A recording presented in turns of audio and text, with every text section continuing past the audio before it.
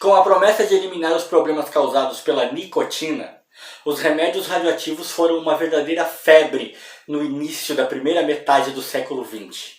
Especialmente entre aquelas pessoas excêntricas que já levavam um estilo de vida bastante extravagante.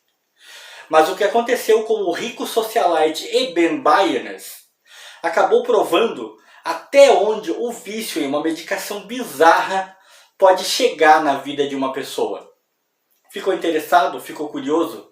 É só acompanhar esse vídeo para descobrir mais a respeito desse caso insólito.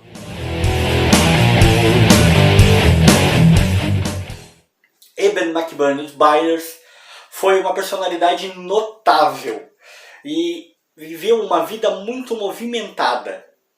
Ele era um cara que era visto com muito bons olhos pela comunidade de atletas do período em que viveu.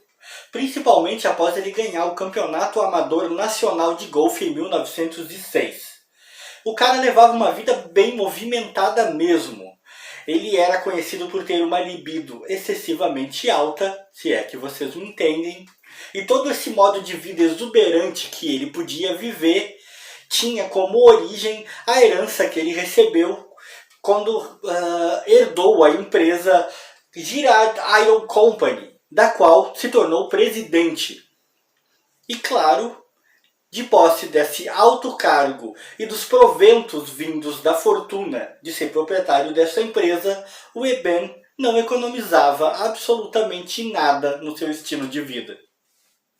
Quando um acidente com uma locomotiva resultou no deslocamento do seu braço e acabou comprometendo seu estilo de vida e principalmente acabou de vez com a sua carreira como atleta, Byers acabou se consultando com um médico para fazer uma avaliação completa.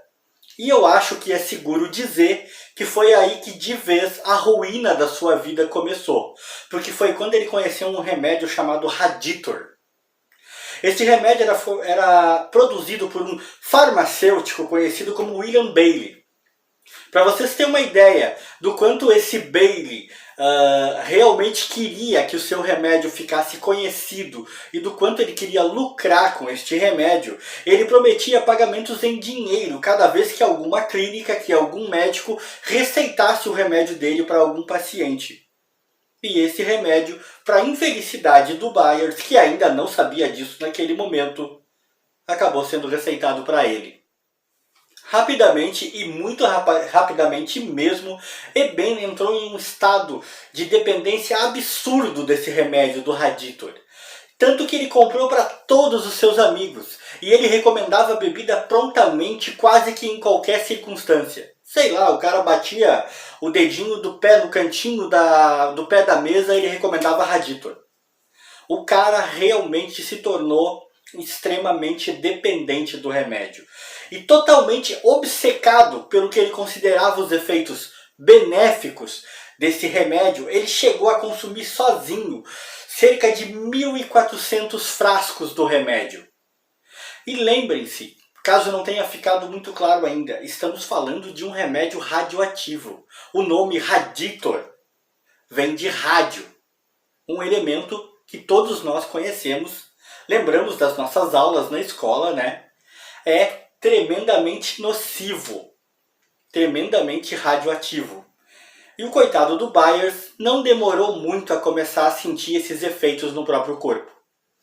Em 31 de março de 1932, Eben Byers foi oficialmente declarado morto, diagnosticado com múltiplos cânceres provocados pela ingestão de radiação, ou seja, o famoso Raditor, né? Aos 51 anos ele sofria de dores de cabeça, perda de peso e perda massiva dos dentes. Mas isso por quê? Porque o remédio havia praticamente liquefeito, destruído a sua mandíbula inferior. Ele praticamente não tinha mais mandíbula inferior, como resultado da ingestão desse remédio.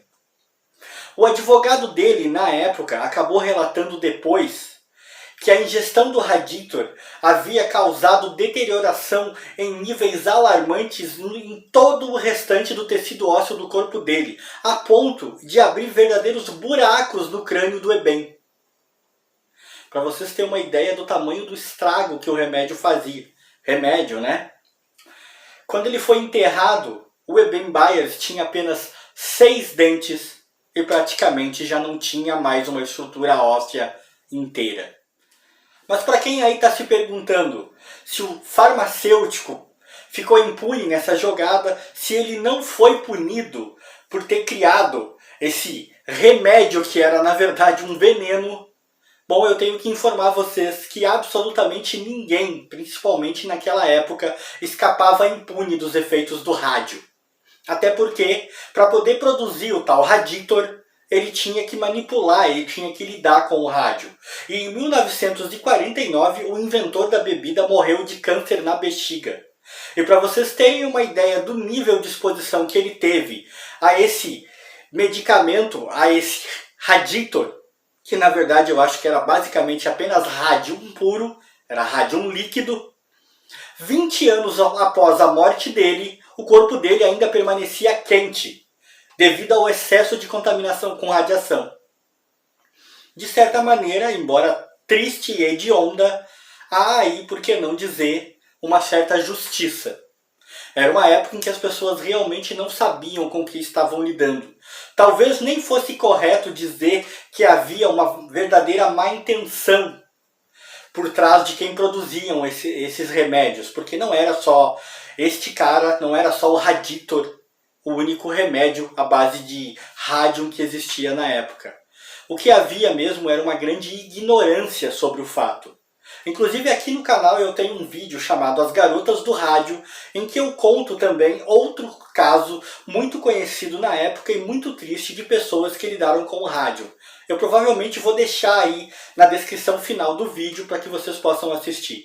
Se você está chegando agora no canal por esse vídeo e gostou, se inscreve, ativa o sininho e acompanha que tem sempre muita coisa legal e estranha por aqui. Meu abraço a todos que estão sempre aqui prestigiando, dando aquela força. Fui!